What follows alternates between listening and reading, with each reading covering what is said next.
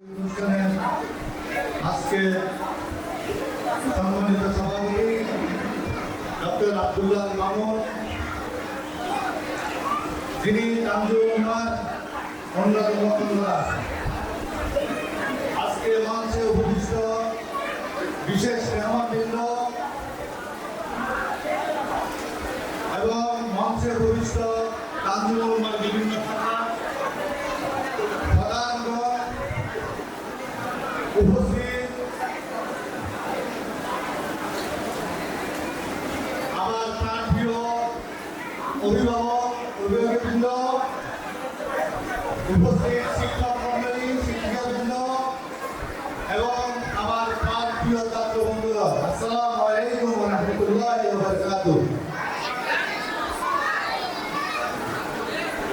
আমি আসলে আজকে বক্তৃতা দিতে আসি নাই, বক্তৃতা আমার মায়ের নাই, আলোচনা আমি গ্রহণ করি নাই, আমি শুনতে এসেছি, মেহমানদের বক্তব্য শুনতে এসেছি এবং তোমাদের পুরস্কার নেওয়ার ইচ্ছা দেখতে এসেছি। তারপরেও আমাকে যেহেতু কিছু বলার জন্য বলা হলো, আমি তাদের জন্য তাদের ফেলি থাকাকে ধন্যবাদ জানাচ্ছি। আমি তোমরা কি কথা শুনবো আমার? আমি তোমাদেরকে ছোট্ট দুটো কথা বলবো, এগুলো আমল করতে হবে।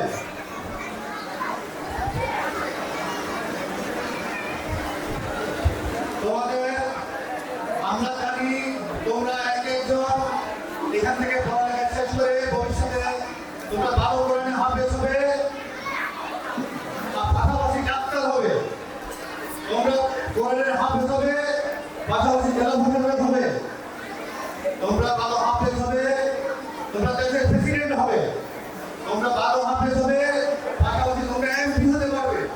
সবাই একটা ভিশন করো, ঠিক না? তাহলে তোমরা যদি এগুলো অর্জন করতে চাও তাহলে তোমাদের কি করতে হবে? তোমাদের ফাউন্ডেশনকে মজবুত করতে হবে। তোমরা এখন ফাউন্ডেশন হতে আছো। আমি ছোট্ট একটা উদাহরণ দিয়ে তোমাদেরকে সেটা বলেছি, যেহেতু আমি একজন ডেভেলপার, বিল্ডিং নির্মাণ করি, আমি সেই উদাহরণ দিয়ে বলেছি, তোমরা ভালো করে একটু খেয়াল করো, ঠিক আছে? তোমরা কি বিল্ডিং করতে দেখেছ? বিল্ডিং একতলা হয়, দোতলা হয়, পাঁচতলা হয়, 10 তলা হয়, 100 তলা হয়, ঠিক না? আমরা একটা একতলা বিল্ডিং করলাম, সেটা ফাউন্ডেশন দিতে হবে একটা মতো করে, ঠিক না? আমরা পাঁচতলা যদি একতলা ফাউন্ডেশন পাঁচতলা করি, একতলা থাকবে? থাকবে না।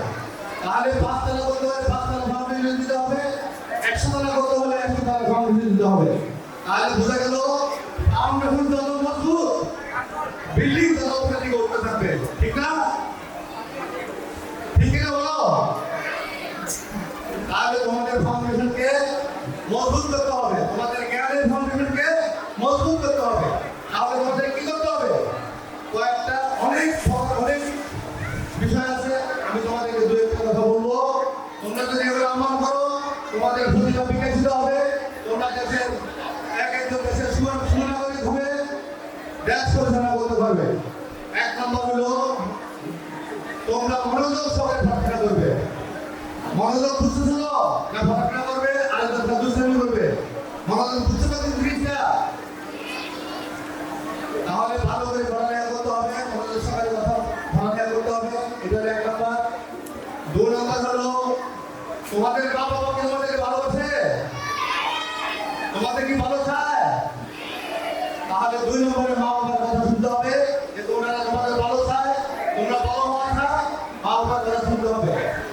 3 নম্বর হলো তোমরা তোমাদের শিক্ষক তোমাদেরকে ভালো চায়, তাহলে তোমরা শিক্ষকদের কথা শুনবে, শিক্ষকরা কি বলে সেগুলো আয়ত্ত করবে, সেগুলো তোমাদের ব্রেনে ঢুকাবে, ঠিক আছে? 4 নম্বর হলো আজকে তোমরা বিভিন্ন পুরস্কার পেয়েছো, তোমরা সুন্দর প্রতিযোগিতায় অবতীর্ণ হবে। প্রতিযোগিতা অনেক ধরনের আছে, তোমরা ক্লাসে ফার্স্ট হবে, সেকেন্ড হবে, এটা প্রতিযোগিতা করবে। তোমরা খেলাধুলা ফার্স্ট হবে, সেকেন্ড হবে, এই প্রতিযোগিতায় অংশগ্রহণ করবে। তোমরা বক্তৃতা দিবে, যে বক্তৃতাটা ভালো হয় তার থেকে সুস্থ বুঝবে, মারামারি করে না, ঠিক আছে? তারপরে তোমরা দেশের পর্যায়ে পুরস্কার নেবে, তোমরা বিভাগীয় পর্যায়ে পুরস্কার নেবে, তোমরা জাতীয় পর্যায়ে পুরস্কার নেবে, তোমরা আন্তর্জাতিক পুরস্কার নেবে। এই জন্য তোমাদেরকে সুস্থ প্রতিযোগিতা অভিনীত হবে। পরিশেষে আমি তোমাদের